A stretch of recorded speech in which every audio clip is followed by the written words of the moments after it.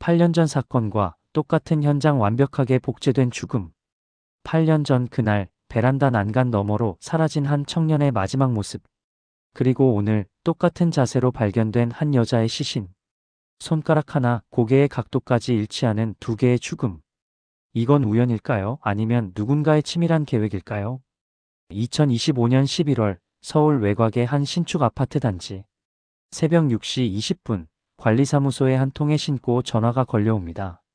14층 아파트 베란다 아래 한 여성이 쓰러져 있다는 내용이었습니다. 출동한 경찰은 현장을 확인하는 순간 심상치 않은 기운을 감지합니다. 김유라, 37세 주부.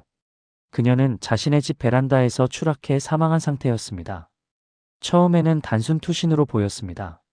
하지만 감식반이 베란다를 조사하면서 이상한 점들이 발견되기 시작합니다. 베란다 난간과 손잡이 곳곳에서 피해자가 아닌 다른 사람의 지문이 검출된 것입니다. 게다가 거실 테이블 위에는 흰색 메모지 한 장이 놓여 있었습니다. 거기에는 단 한 줄의 문장이 적혀 있었습니다. 나를 기억하는 사람은 없었다. 짧지만 강렬한 문장.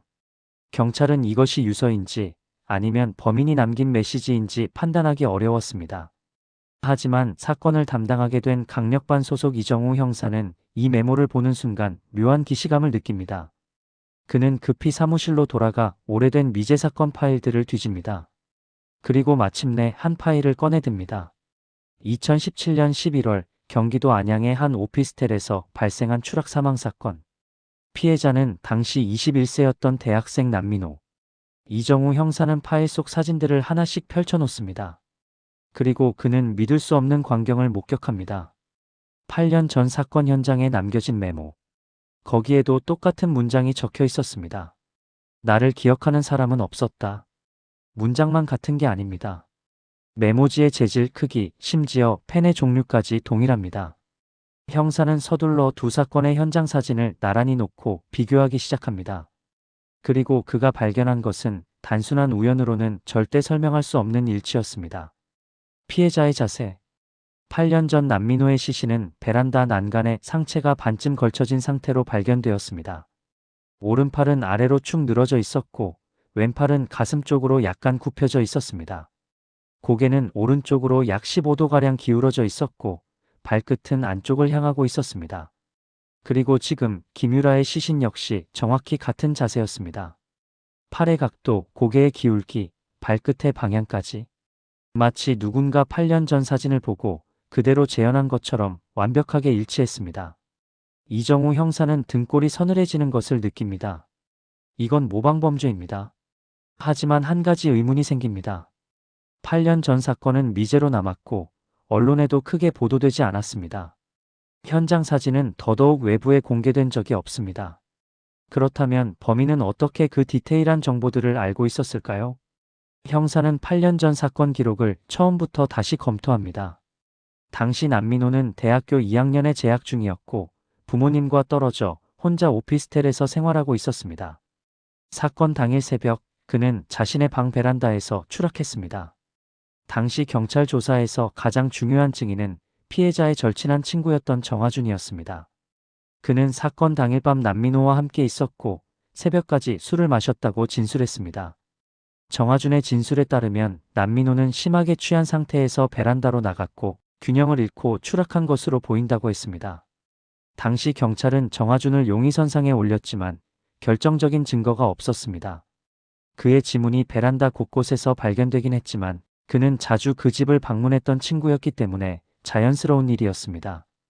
결국 사건은 사고사 가능성이 높다는 결론으로 종결되었고 미제 사건으로 분류되었습니다.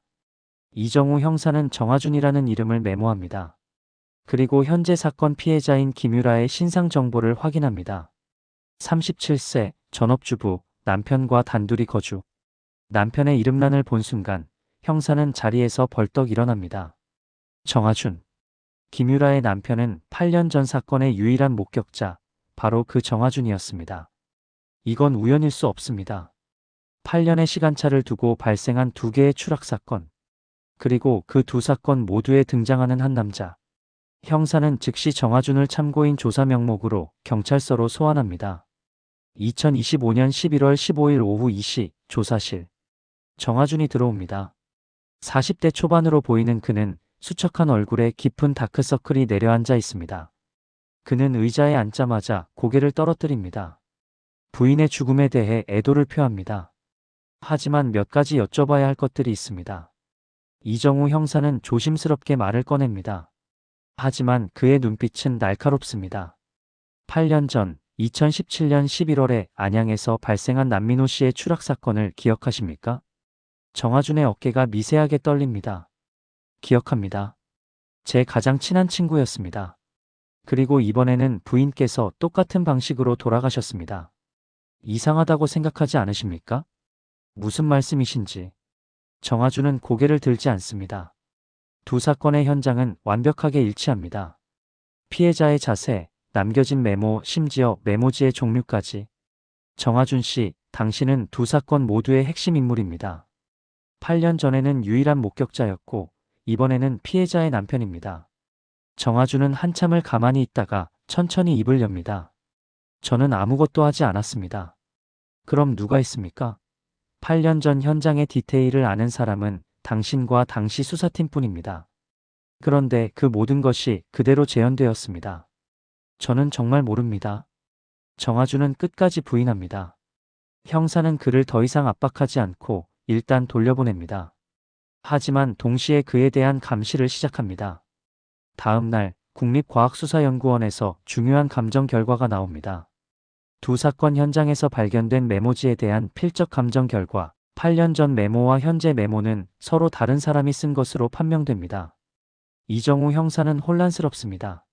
메모가 서로 다른 사람의 필체라면 이건 단순한 모방 범죄가 아닙니다. 두 피해자가 각각 자신의 메모를 남긴 것일까요? 그렇다면 왜 똑같은 문장을 똑같은 메모지에 썼을까요? 형사는 다시 원점으로 돌아가 두 피해자의 삶을 추적하기 시작합니다. 남민호, 2017년 당시 21세. 그는 대학에 다니고 있었지만 친구가 거의 없었습니다. 그의 SNS 기록을 확인한 결과 그는 자주 도움을 요청하는 글을 올렸지만 댓글은 거의 달리지 않았습니다. 주변 사람들은 그를 조용하고 눈에 띄지 않는 학생으로 기억했습니다. 말 그대로 기억되지 못한 사람이었습니다. 그리고 김유라. 형사는 그녀의 지인들을 만나 이야기를 듣습니다. 그녀 역시 외로운 삶을 살고 있었습니다. 남편 정화준이 사업을 하면서 집을 자주 비웠고 그녀는 혼자 아파트에 갇혀 지내는 시간이 많았습니다. 이웃들의 증언에 따르면 김유라는 종종 복도에서 이웃을 만나면 말을 걸려고 했지만 대부분 바쁘다며 피해갔다고 합니다. 두 피해자 모두 고립된 삶을 살았습니다. 그리고 둘 다 정화준과 깊은 관계에 있었습니다. 남민호는 그의 유일한 친구였고 김유라는 그의 아내였습니다. 형사는 정화준의 과거를 더 깊이 파헤칩니다. 그리고 그가 2018년부터 꾸준히 심리 상담을 받아왔다는 사실을 발견합니다. 법원 영장을 받아 상담 기록을 열람한 형사는 충격적인 내용들을 발견합니다. 상담 기록에는 정화준의 깊은 분노가 기록되어 있었습니다. 사람들은 타인의 절박함을 듣지 않는다, 도움을 요청하는 신호를 모두가 외면한다. 고통받는 사람은 결국 혼자 죽어간다 같은 표현들이 반복적으로 등장합니다. 특히 남민호의 죽음 이후 그가 작성한 기록에는 이런 문장이 있었습니다. 민호는 수없이 신호를 보냈다. 하지만 아무도 듣지 않았다. 나만이 그의 마지막을 지켜봤다. 그리고 나는 그를 기억하는 유일한 사람이 되었다. 이정우 형사는 직감합니다. 정화준은 단순한 목격자가 아닙니다. 그는 의도적으로 그 자리에 있었고 무언가를 했습니다. 형사는 다시 정화준을 소환합니다. 이번에는 본격적인 피의자 조사입니다. 조사실 테이블 위에 두 사건의 사진들이 펼쳐집니다. 정화준 씨, 당신은 두 사람 모두의 유일한 경청자였습니다. 남민호 씨도 부인도 당신에게만은 자신의 고통을 이야기했습니다. 정화준은 대답하지 않습니다. 당신은 그들이 얼마나 외로운지 알고 있었습니다. 그리고 당신은 그들의 마지막 순간을 특별하게 만들어주고 싶었습니다. 그래서 당신은 그들의 죽음을 연출했습니다. 같은 메모, 같은 자세로. 저는 사람을 죽이지 않았습니다. 정화준이 처음으로 강하게 반박합니다. 그럼 뭘 했습니까? 저는 그들을 기억했을 뿐입니다. 아무도 그들을 기억하지 않을 때 저만은 그들을 제대로 기억하고 싶었습니다. 무슨 의미입니까? 민호는 그날 밤 저에게 말했습니다. 자기를 기억하는 사람이 없다고. 모두가 자기를 잊어버렸다고. 그래서 저는 민호의 마지막을 아름답게 남겨주고 싶었습니다. 그가 남긴 메모를, 그의 마지막 자세를 정확히 기억하고 싶었습니다. 그리고 부인에게도 똑같이 했습니까? 정아주는 고개를 떨굽니다. 유라도 저에게 같은 말을 했습니다. 자기를 기억하는 사람이 없다고. 저는 그때 깨달았습니다. 세상은 반복된다는 것을.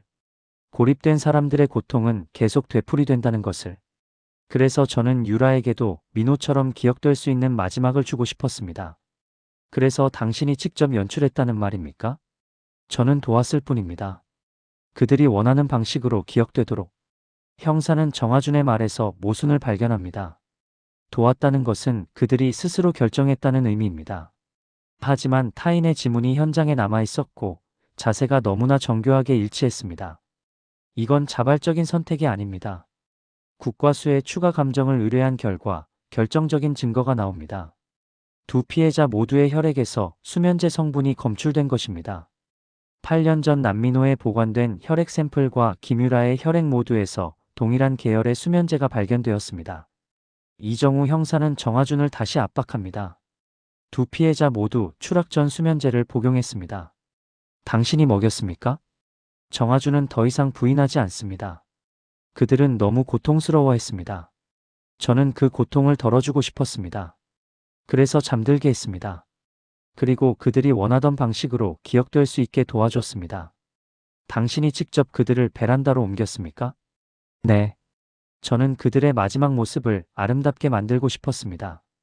민호가 남긴 메모와 자세를 유라에게도 그대로 재현해줬습니다. 그래야 그들이 연결된다고 생각했습니다. 잊혀진 사람들끼리. 그들이 정말 죽기를 원했습니까? 정아준은 대답하지 않습니다. 그리고 형사는 깨닫습니다. 이건 동반자살 방조가 아닙니다. 이건 살인입니다. 의식이 없는 상태에서 추락하도록 만든 계획적인 살인입니다.